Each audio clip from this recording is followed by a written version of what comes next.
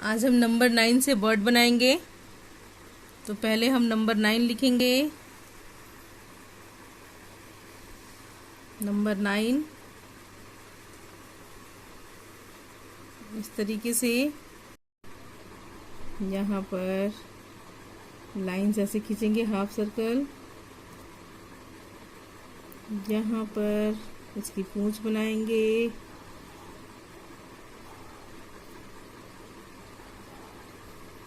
और यहाँ पर उसकी आईज बनाएंगे।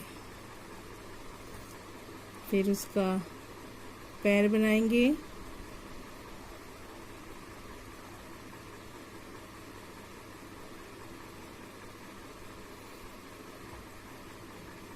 अब इसको कलर करेंगे, चोंच को रेड कलर। इसमें मैंने रेड कलर कर लिया है।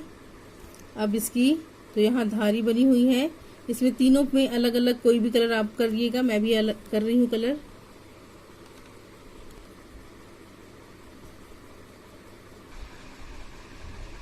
ये इस तरीके से अपनी मन से आप चूज करके कोई भी कलर कर लीजिएगा।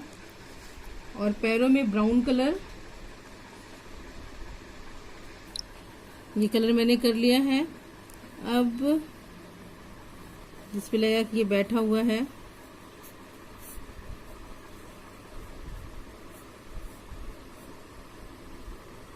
डंडियों पे कर लेना है।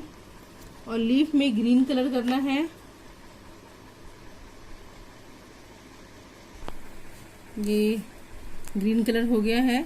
ये हमारा बर्ड तैयार है। तो आप लोग ज़रूर बनाइएगा।